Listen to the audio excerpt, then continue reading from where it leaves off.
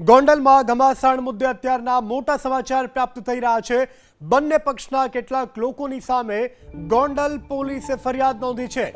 ઇન્દ્રસિંહ જાડેજા, પિન્ટુ સાવલિયાની સામે પોલીસ ફરિયાદ નોંધાઈ છે।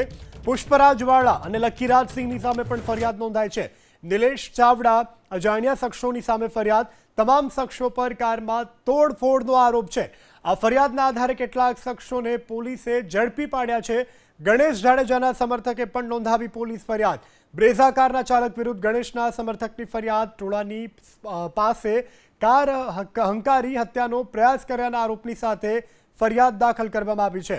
તો આ ગોંડલનો આજે થયેલો જે ઘમાસાણ છે તે મુદ્દે આ મોટા સમાચાર। વધુ વિગત સાથે સંવાદદાતા પરાક્રમસિંહ જાડેજા ફોનલાઈનથી જોડાયા છે। જી પરાક્રમસિંહ, શું વધુ વિગત પ્રાપ્ત થઈ રહી છે?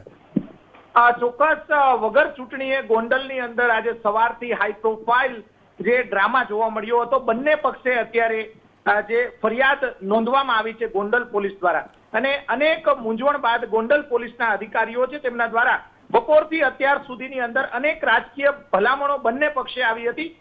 એ પણ સૂત્રો પાસેથી તમામ જે માહિતીઓ મળી રહી છે, Gondal city B division police સ્ટેશનની અંદર સરકાર પક્ષે ફરિયાદ નોંધવામાં આવી છે, જેમાં ઇન્દ્રસિંહ જાડેજા, પિન્ટુ સાવલિયા, પુષ્પરાજ વાળા, લકીરાજસિંહ, નિલેશ ચાવડા તેમજ અજાણ્યા માણસોના ટોળા વિરુદ્ધ ફરિયાદ અત્યારે દાખલ કરવામાં આવી છે।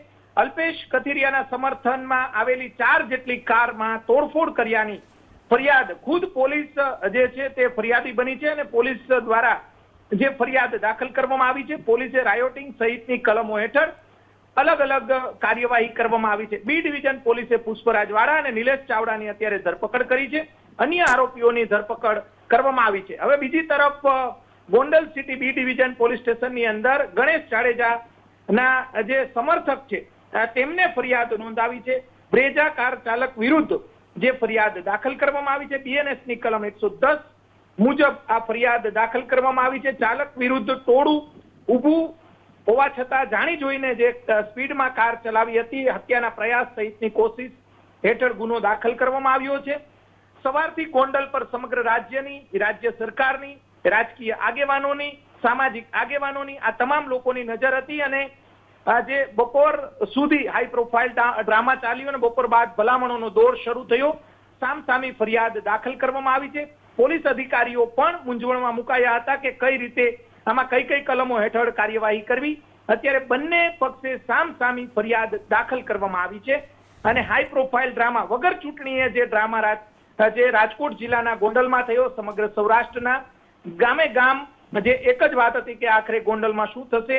બંને તરફે ફરિયાદ દાખલ કરવામાં આવી છે, અને પોલીસ દ્વારા હજી અન્ય આરોપીઓ છે તેની આવતીકાલે અથવા પરમ દિવસે ધરપકડ કરવામાં આવી શકે છે। જી પરાક્રમસિંહ, સમગ્ર જાણકારી બદલ આભાર।